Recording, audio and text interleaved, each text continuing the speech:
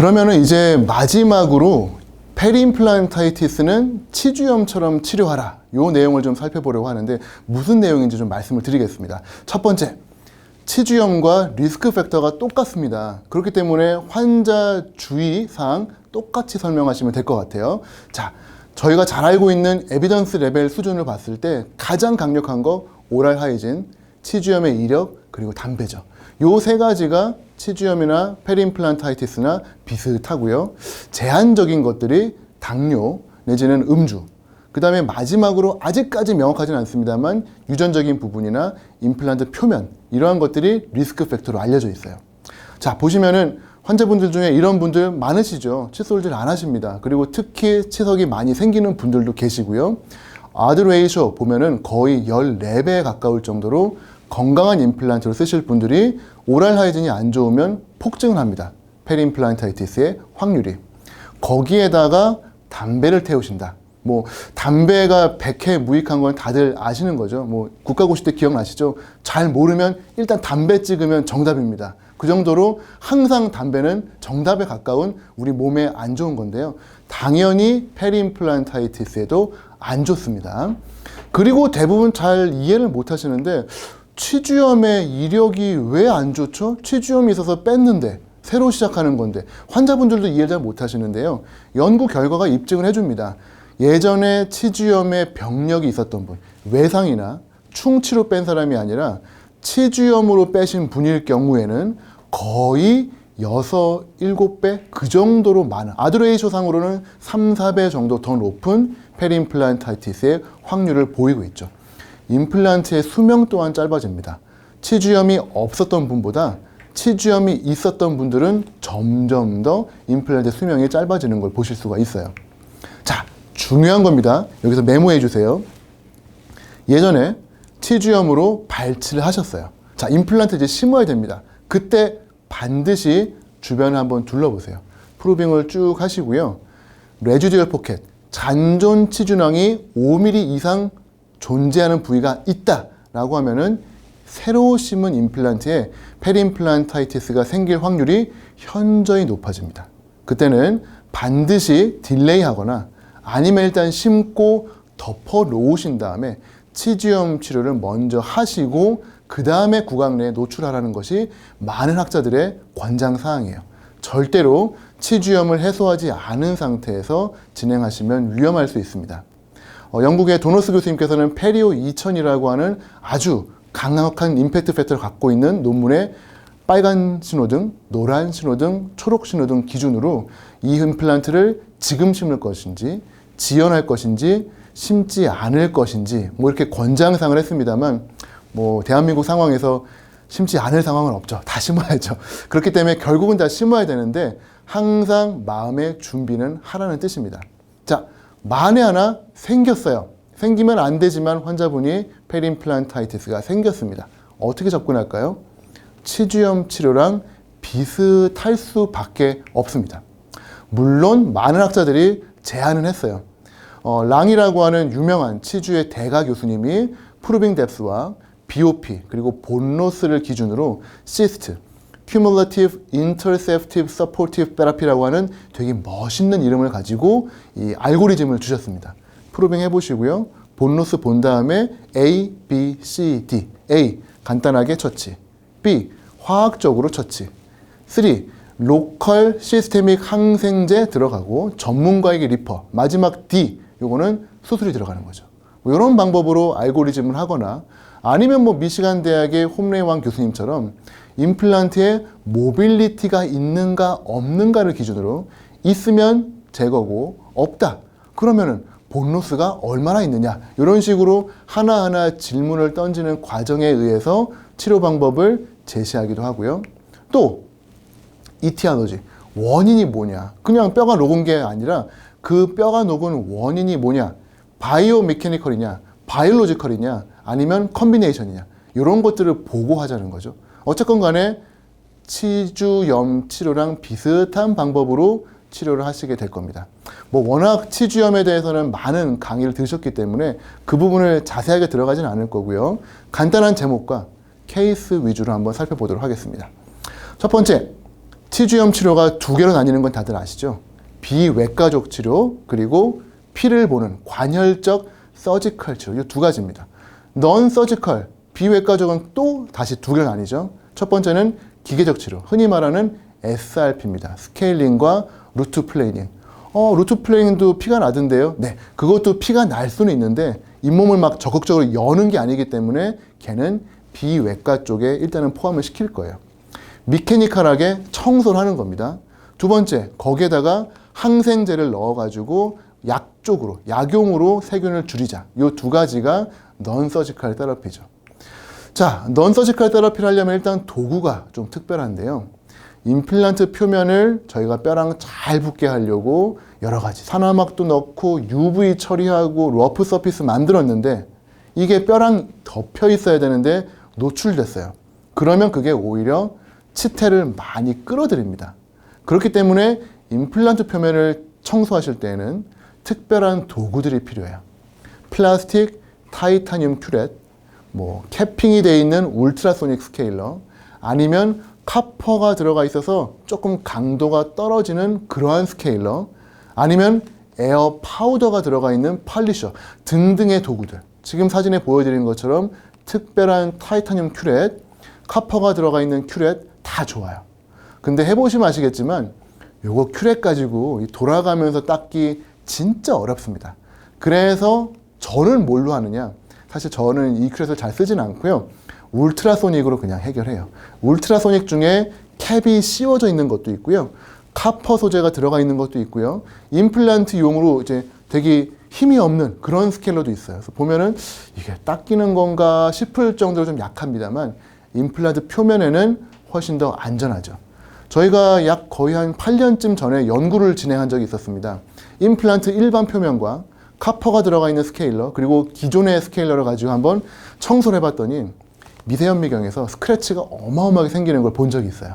그래서 이제 그 이후에는 일반 스케일러는 조금 조심하게 됐죠. 아예 본격적으로 나는 그냥 표면을 다 갈아버릴 거야 하시는 분들도 계세요. 그런 분들은 타이타늄 브러쉬라든지 아이 브러쉬라든지 아니면 진지 브러쉬라든지 이런 거 이용해가지고 표면 그냥 뽀덕뽀덕 닦으시는 것도 방법이 되겠습니다만 최근 들어서 많은 트렌드가 넘어가고 있는 거는 바로 에어 파우더 쪽이에요. 표면 손상을 최소화하면서 접근도 편하고 치료도 간단하죠. 유일한 단점이라고 하면 요 파우더를 계속 이제 좀 교체를 해줘야 되는데 몇 년 전까지만 해도 글라이신 소재를 많이 썼었는데요. 요게 이제 pH의 문제도 좀 있고 그렇기 때문에 최근 들어서는 이제 설탕 소재인 에리트리톨 뭐라고 하는 여러 가지 단맛이 나는 그런 소재들로 조금씩 바뀌고 있습니다. 어쨌건 간에 요걸 가지고 쫙 마모시키면서 세균들을 조금 청소하시면 도움이 되실 것 같고요. 혹시라도 나는 이게 있다. 뭐죠? 레이저. 비싸죠. 비싼 레이저인데 임플란트 표면 소재할 때 좋다고는 해요. 근데 제가 알기로는 가격이 꽤 되거든요. 그래서 이 레이저 연구 진짜 많이 한 독일의 슈바르츠 교수님이 농담처럼 그 이야기를 합니다. 이 레이저 한 대를 살 가격이면은 수십만 개의 코튼 펠렛을 살 수 있다. 나는 차라리 그걸로 뽀덕뽀덕 닦는 것도 나쁘지 않다라고 본다라는데 사진에 보시는 저 코튼 펠렛 셀라인 묻혀가지고 뽀덕뽀덕 닦는 거예요. 우리 집에서 맨날 하시죠. 설거지 하듯이 표면을 닦는 겁니다. 근데 놀랍게도 이 슈바르츠가 연구를 직접 해보시니까 결과가 레이저랑 비등비등 나온 거예요. ER 약 레이저에다가 임플란트 표면 처치한 거랑 그 다음에 CPS 뭐냐면 큐렛 이후에 코튼 펠렛 셀라인 묻혀서 뽀독뽀독 설거지한 거 비교해 보니까 두 개가 비슷한 거예요. 그래서 커튼 펠렛으로 열심히 닦는 것 또한 만약 하나 레이저가 없으시다면 좋은 방법이라고 생각이 됩니다. 자, 깨끗하게 기계적인 처리했어요. 하지만 우리 눈에는 잘 안 보이는 그러한 세균들이 분명히 있겠죠. 그렇기 때문에 마지막으로는 이 부분을 빼놓을 수가 없습니다. 엔티 마이크로비얼 테라피, 즉 항생제인데요. 가장 많은 분들이 쓰시는 거는 클로르헥시딘 가글 같은 걸 많이 쓰실 거예요. 왜냐하면 먹는 건 좀 불안하니까. 그래서 이제 가글을 시키는데 아직까지는 에비던스 레벨이 그렇게 높지는 않습니다. 페리임플란타이티스 할 때 클로렉신을 써도 되는지, 효과가 있는지, 또 실제로 썰커스 내부나 임플란트 표면에 그게 들어갔을 때 과연 안전한가, 이러한 부분에 대해서는 조금 의아한 부분이 있기 때문에 클로렉시딘 젤 내지는 가글 같은 경우는 논문에 언급은 되어 있습니다만 개인적으로는 잘 쓰지 않고요. 아니면 오히려 극단적으로 시스테마틱 엔티바이오틱 쓸 수 있죠. 저희 흔히 말하는 여러 가지 항생제를 조합해 가지고 쓰는 건데, 특히 비염기성 세균 잡을 때 쓰는 메트로니다졸까지 섞어 가지고 쓰시면은 뭐 3일에서 최고 한 10일까지 드시면은 좋은 도움이 된다고 하는데, 한국 분들이 항생제를 드시는 걸 좋아는 합니다만 글쎄요, 이게 항생제 오남용의 문제가 분명히 있기 때문에 페리임플란타이티스 뿐만이 아니라 치주염, 치주 앱세스에도 저는 아주 즐겨 쓰고 있습니다만 바로 국소 로컬 엔티바이오틱이에요.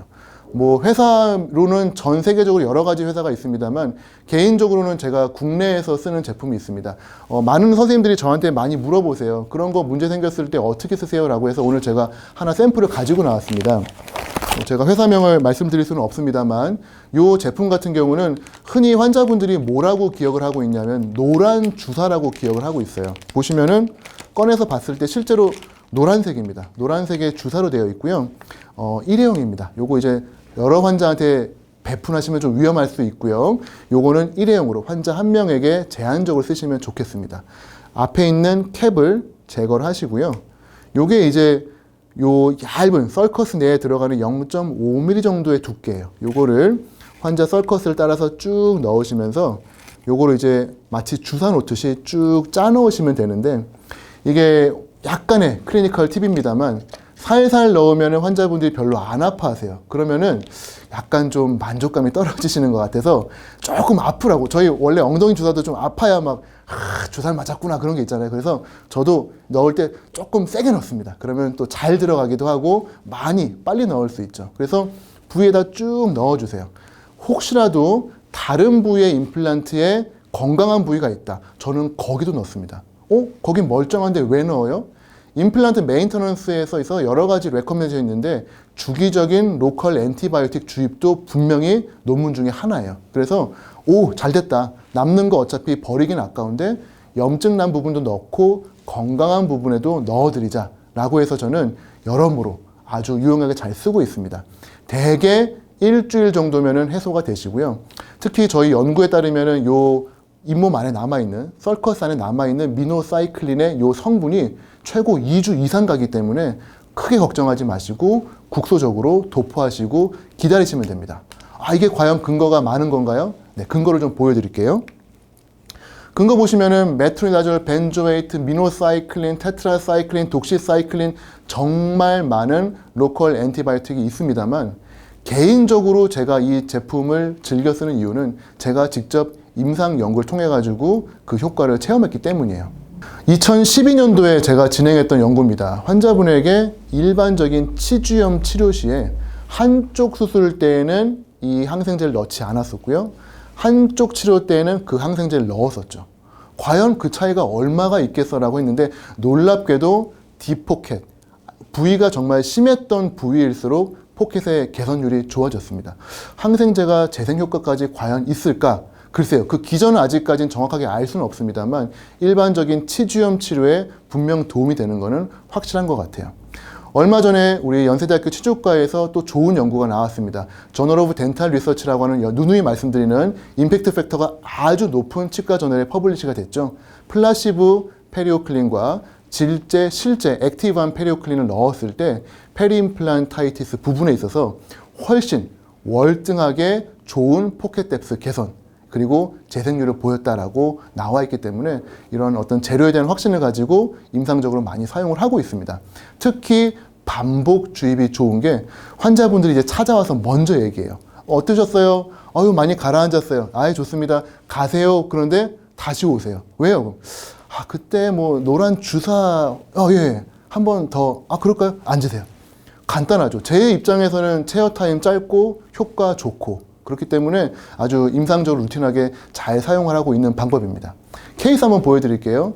똑같은 상황이에요. 전치부 임플란트 심었고 전혀 문제 없었습니다. 어느 날 갑자기 그냥 몸이 피곤했어요. 왜요? 등산 갔다 왔는데요. 그 이후에 잇몸이 부었어요.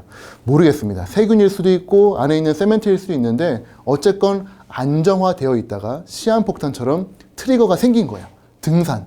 이게 문제가 된 거죠. 아, 그래요? 빨리 열고 치료할까요? 아니에요. 전치부잖아요. 어떻게 판막을 열겠어요? 이럴 때 그냥 앉으세요. 제가 오늘 약을 좀 넣어드리겠습니다 하고 노란 주사 좀 세게 꽉 넣어주시면 아파요. 그렇죠? 하지만 거즈 물고 집에 가시면서 오늘 뭔가 잘 치료받았는데 그러면서 간 다음에 놀랍게도 2, 3주 뒤에 내원하시면은 아주 심플하게 염증이 해소된 거를 보실 수가 있습니다. 물론 이걸로 해결이 안 된다. 그러면 이제 수술로 넘어가셔야 되죠. 자, 수술 2가지 방법이 있습니다. 치주염이랑 똑같아요. 삭제형 수술이 있고요. 재생형 수술이 있습니다. 삭제형 수술은 말 그대로 그냥 잘라버리는 거예요. 임플란트 보일 텐데요. 네, 보여도 뭐 어쩔 수 없어요. 그냥 노출시키고 칫솔로 닦으면 되니까. 그래서 전치부에 쓰기엔 조금 불안한 부분입니다. 전치부라면 당연히 재생치료해야 되죠. 녹아있는 뼈, 그리고 녹아있는 연조직 재생해가지고 재생치료하는 건데 말씀드리겠습니다만 결과가 썩 좋지는 않아요. 그거 재생률, 결과를 높이는 방법, 꿀팁 곧 소개해드리겠습니다. 임플란트 부분에 생긴 문제, 리젝티브, 삭제형이냐 재생형이냐 2가지 결론으로 갈 건데 제일 중요한 거, 저는 요걸 기준으로 합니다. 뭘까요? 뭘 기준으로 볼까요? 그날의 오늘 운세? 환자분과의 레포? 그날 몇 신지에 따라서? 저는 디펙트의 쉐입을 봅니다. 디펙트가 뼈가 찰 수 있는 부위다. 그러면은 이거는 재생치료 하셔도 돼요. 근데 뼈가 찰 수 없는 부위다? 재생치료 했을 때 큰 의미는 없습니다. 이거는 좀 치사할 수 있죠. 과외 선생님인데 약간 공부 잘할 것 같은 애만 골라서 과외하면 그게 뭐가 유명한 과외 선생님이에요. 하지만 그런 애를 볼 수 있는 눈이 있다는 거, 그게 대단한 거거든요. 임플란트 주변의 디펙트 쉐입을 보고 이게 재생이 될 놈인지 안 될 놈인지가 보이셔야 됩니다. 자, 그래서 디펙트 쉐입 중에서 슈바르츠가 했던 많은 분류가 있는데 하지 말아야 될 것, 클래스 2. 수평적으로 완전 다 가라앉았어요. 이런 애들은 정말 어렵습니다. 이거는 진짜 글쎄요, 쉽지 않을 거예요. 그래서 클래스 2는 제가 보기에는 별로 권해드리고 싶지 않고요. 가장 좋은 거, 그러니까 얘는 학교에만 가면 시험 잘 볼 그런 애예요. 이런 애 과외해야 되죠. 클래스 1E입니다. 서컴퍼렌셜, 임플란트 주변이 있고요. 주변으로 뼈가 동그랗게 녹았고 벽이 있어요. 거기에다가는 정말 속된 말로 아무거나 채워도 뼈로 찰 수밖에 없습니다. 그렇기 때문에 클래스 1E 강추드리는데요. 그러면 그냥 막 채워넣으면 되나요? 안 되죠. 당연히 임플란트 표면을 깨끗하게 만들어 주셔야 리오세인티그레이션, 다시 뼈가 붙는 거를 기대할 수가 있어요. 그래서 결국은 아까 전으로 돌아갑니다. 임플란트 표면 어떻게 처치할 거냐? 제일 좋은 거 에어 파우더 있으면 제일 좋죠. 레이저 있으면 더 좋고요. 그것도 없으면 CPS, 설거지 하자는 겁니다. 커튼 펠렛 텔레에 묻힌 다음에 뽀독뽀독 닦자는 거예요. 만에 하나 사이트릭 애시드나 테트라사이클린 쓰고 싶으시면 쓰세요. 하지만 근거는 많지 않다는 거 꼭 명심하시고요. 그래도 최선을 다해서 해주시면은 안 해주시는 것보다는 좋겠죠. 자, 이 경우는 클래스 2입니다. 뼈가 수평으로 주저앉았어요.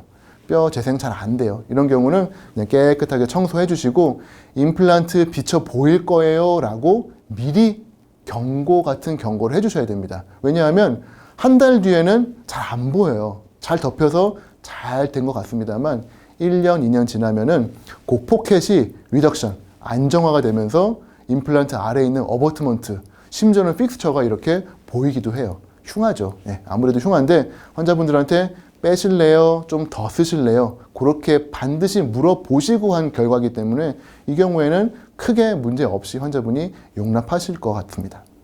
자, 이렇게 해서 리젝티브로 가거나 아니면은 페리임플란타이티스를 다시 원점으로 돌리는 재생수술. 어렵긴 합니다만 보람이 있어요.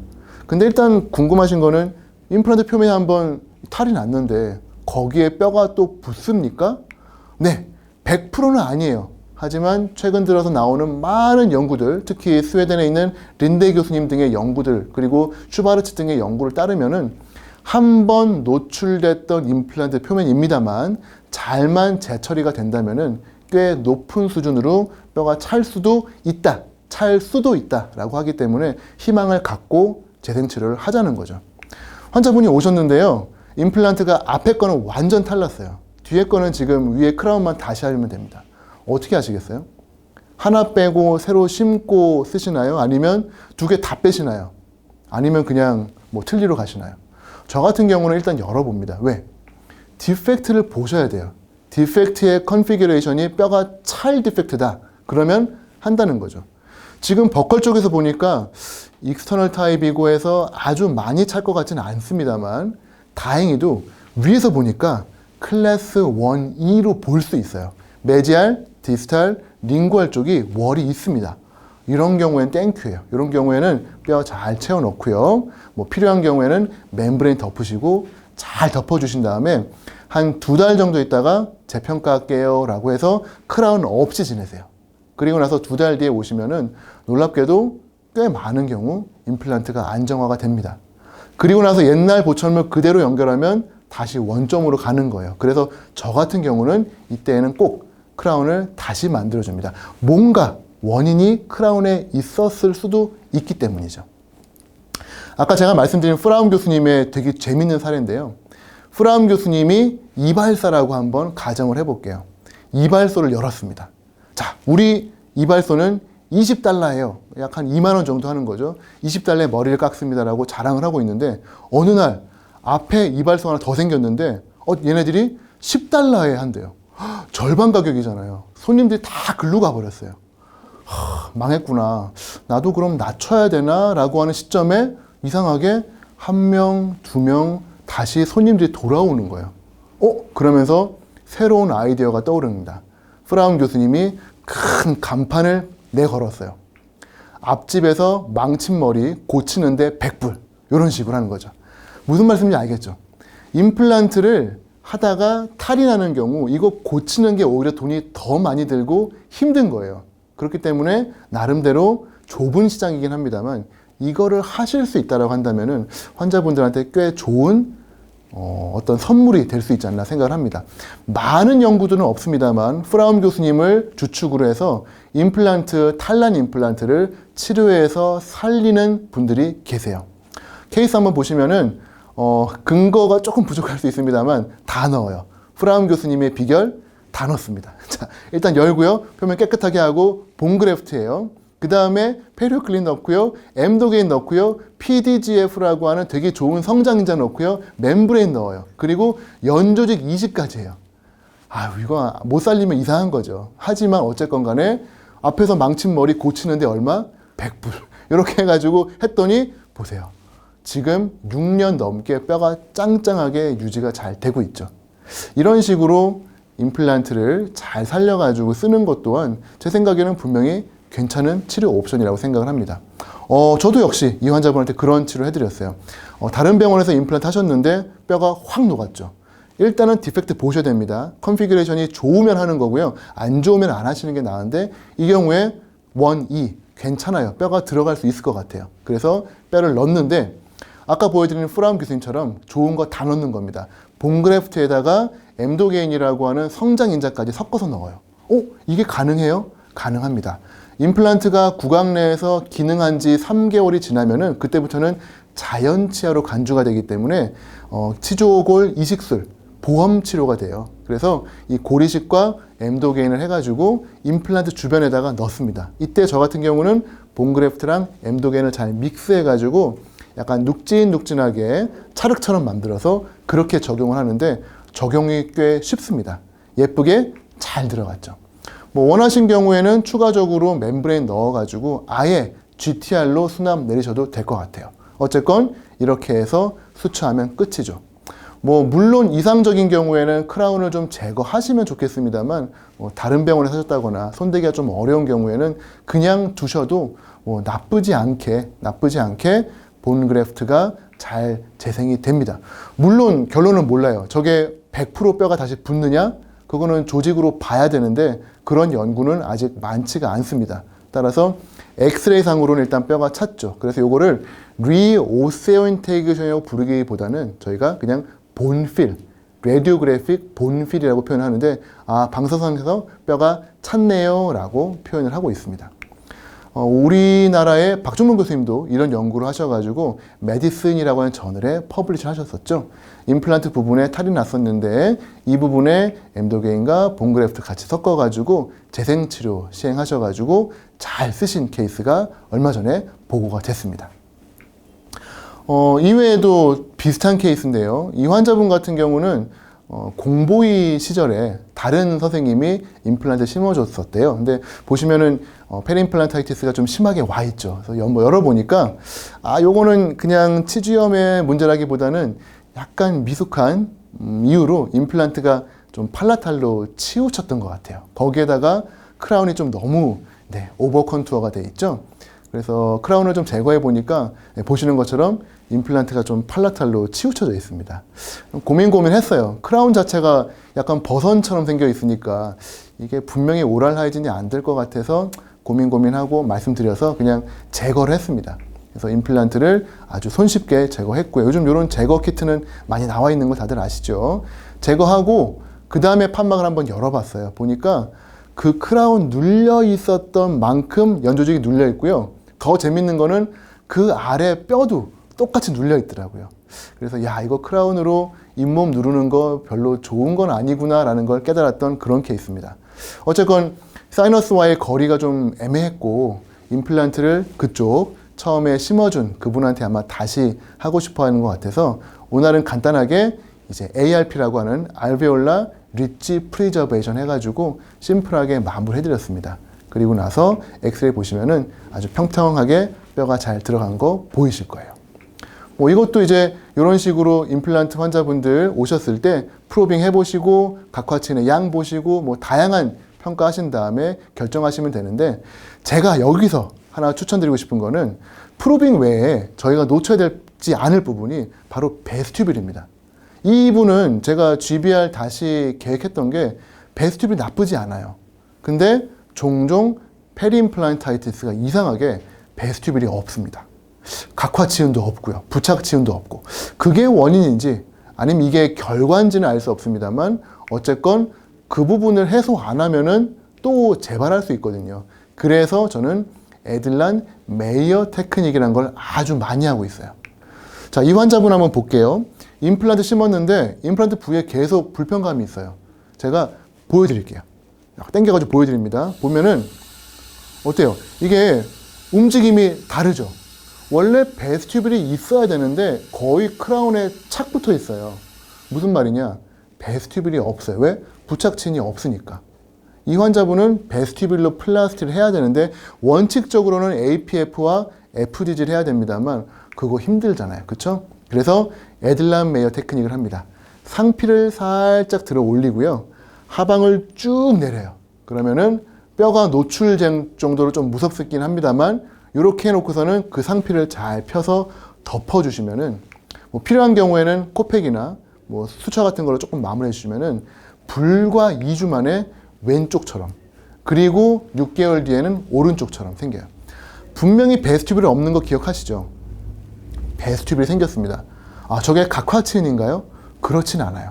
제가 지금 2년째 팔로우업 하고 있는데 각화치는 안 되는데 그래도 부착치인으로는 충분히 존재해요. 스카도 남아있고.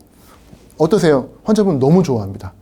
어려운 APF나 FGG 없이 임플란트 주변에 저러한 연조직 처치에 대한 고려 꼭 좀 하셨으면 좋겠고요.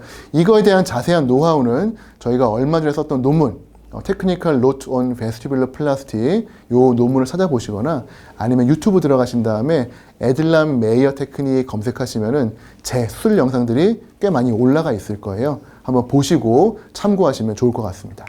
어쨌건 간에 리제너레이션은 무조건 디펙트를 보셔야 됩니다. 그게 결과를 결정하기 때문이에요. 요게 이제 핵심 포인트가 되겠고요. 자, 임플란트 염증의 치료의 마지막 결과입니다. 바로 익스플란테이션, 제거하는 거죠. 기준은 술자마다 다를 수 있습니다만 대부분의 논문들이 50% 이상의 길이가 뼈가 녹아 있다거나 내지는 여러 가지 프랙처가 있다거나 아니면 너무 빠른 속도로 뼈가 녹는다. 그런 경우에는 제거하라고 권장을 하고 있죠. 엑스레이 한번 보겠습니다.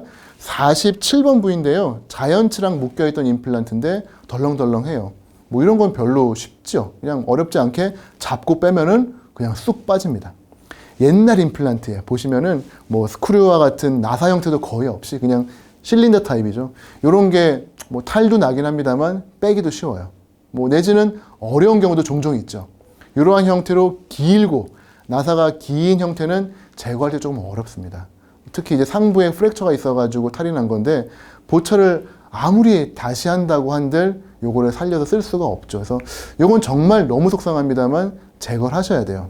제거하는 방법은 뭐 트랩핀버 뭐 여러 가지 방법이 있겠습니다만 최근 들어서 임플란트를 역회전시켜가지고 리버스 토크로 뺄 수 있는 그러한 기구들이 많이 나와 있으니까 참고하시면 좋을 것 같아요.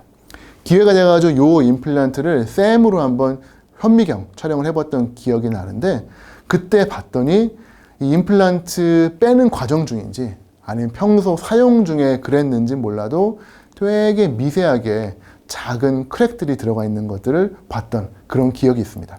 자, 중요한 건 어떤 방법이든지 간에 제거하실 때 항상 새로 심으실 거 아니에요. 이걸 명심하셔야 돼요. 그로스만 2007년 연구입니다. 한번 실패한 부위에 임플란트를 새로 심으면 성공률은 현저하게 대개 70에서 80% 떨어집니다. 저희 임플란트 처음 심을 때 대개 90% 이상 성공률 기대하거든요. 한번 실패한 자리에 두 번째 심으면 성공률이 뚝 떨어져요. 환자분한테 꼭 설명하고 제거하시고 다시 심으셔야 됩니다. 만에 하나 다시 심는데 잘하고 싶다라고 하신다면 이 방법 추천드려요. 요건 제가 이름을 지어본 건데 세컨 찬스 ARP입니다. 새로운 임플란트를 위한 제2의 찬스죠. 줄여서 스카프라고 부르는 건데 이게 놀랍게도 지리학적으로 땅이 꺼져 있는 부분을 저희가 스카프라고 종종 불러요. 케이스 보여드릴게요. 임플란트 주변에 뼈가 다 녹았습니다. 요거 빼고 그냥 두면은 100% 이거는 사이너스 하셔야 되거든요. 근데 빼는 날 ARP를 하는 거예요. 본그래프트를 해가지고 꽉꽉 다져 넣은 다음에 4개월 정도 뒤에 임플란트를 심는 겁니다. 판막 열어서 보여드릴게요. 뼈가 정말 잘 됐어요. 그냥 일반 GBR이랑 다릅니다. 이를 빼는 날은 힐링 포텐셜이 아주 좋은 날이기 때문에 그때 본그래프트 해주시면은 훨씬 더 결과가 좋아지는 것 같아요. 지금 이 환자분이 거의 2, 3년 이상 팔로우업 되는데 임플란트를 타고 지금 뼈가 올라오는 게 보입니다. 꽤 괜찮은 방법이었죠. 환자분 입장에서도 사이너스 피했고요. 저희 입장에서도 수술 간단했어요. 스카프 한번 명심해 보시면 좋겠고요. 역시 이 경우도 비슷한 케이스입니다. 임플란트 2개 중에 하나는 그냥 빠졌어요. 앞에 거 빼는데 너무 고생했어요. 트래핀버로 빼다 보니까 완전히 난장판이 됐습니다. 이거 그냥 기다렸다가 나중에 GBR 병행하면 되게 어려워지거든요. 이거 그냥 스카프 하시는 거예요. 이때 뼈 꽝꽝 다져 넣으시고요. 지금 보시면 뼈가 잘 들어가 있죠. 이 위에 멤브레인 덮으시고 의도적으로 그냥 오픈 힐링을 합니다. 저는 오픈 힐링을 좋아하는데 콜라겐 멤브레인이 이렇게 노출될 수 있도록 오픈 힐링 하고 나서 기다려요.